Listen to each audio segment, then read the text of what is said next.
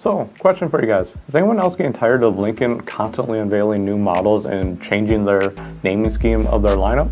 Because I'm getting a little sick of it. But today we're covering yet another new vehicle, and it's the Lincoln Corsair.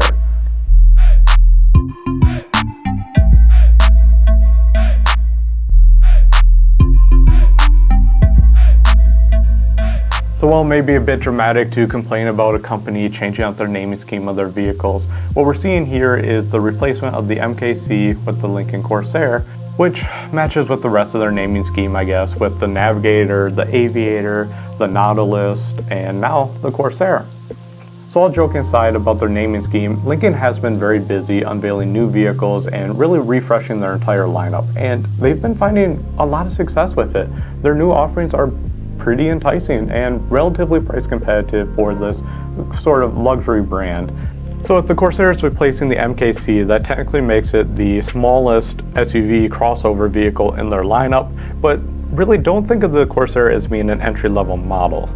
Really, Lincoln doesn't want you to think of any of their vehicles as being entry model or top tier. It's really, they all have a wide range of options and they're all very luxurious. They just vary in size and what they can offer.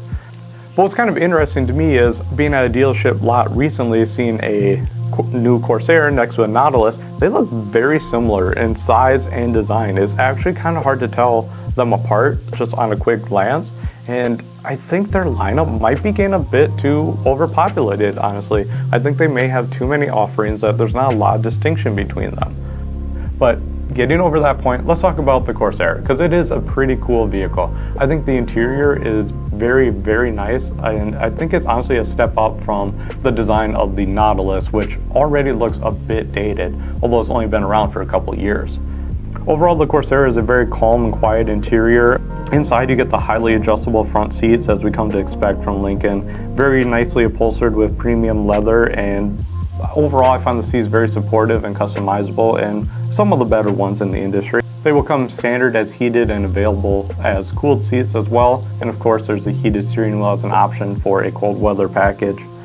The back seat is surprisingly roomy for a compact crossover SUV type vehicle, although as you would expect, the center rear seat is rather uncomfortable and is more so meant for a fold down area or small children on short trips.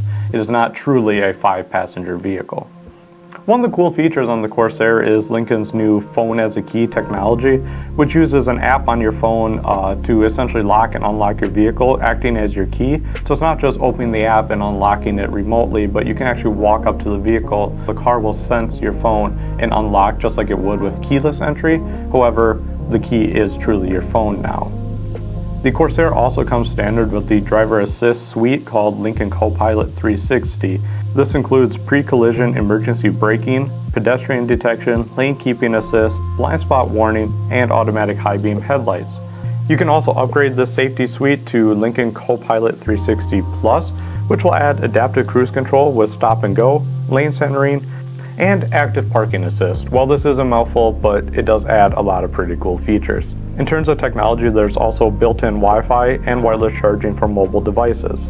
So let's take a step back and look at the exterior of the vehicle. Overall, the Corsair really has a design language that fits in with the rest of Lincoln's lineup, which may be good or bad depending on your position.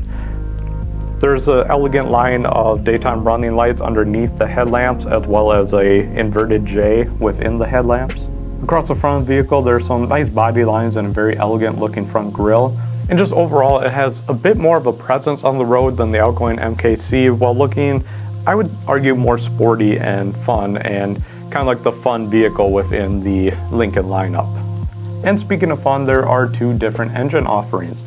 Standard is a 2-liter inline 4 turbocharged engine.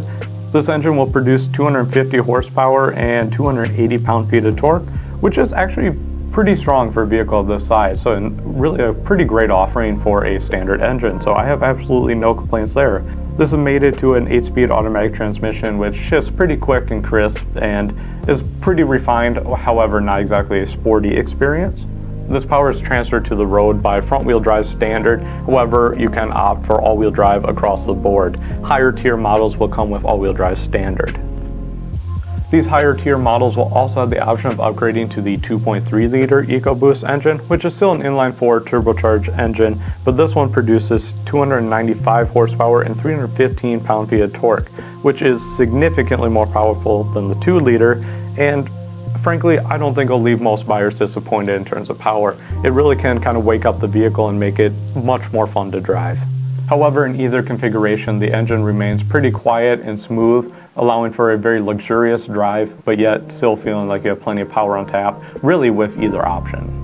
The standard front-wheel drive model will start at $36,940. From there, you can add $2,200 for all-wheel drive. These trim levels then step all the way up to Reserve 2, which is the top-tier model, which fully spec'd out will come in just over $60,000. So as I said, don't think of this as an entry-level model for Lincoln. Think of this as the smallest model for Lincoln, because they are all very premium and they all should have the same kind of feature suite, if you will, across Lincoln's lineup. They just differ in size.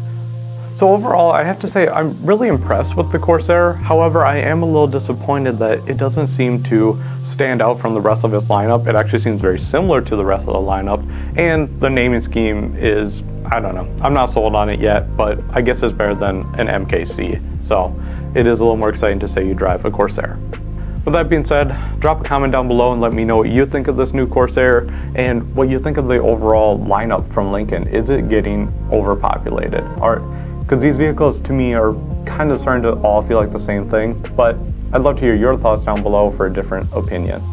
If you enjoyed this video, please give us a like and get subscribed to the channel for more videos like this one. We cover some really great automotive topics I'd love to share with you guys, and your support really helps the channel grow and get spread, so really appreciate all of you guys for doing that. But thanks for watching. This is Fox Automotive. I'm Thomas. We're signing off here, but I'll see you in our next video.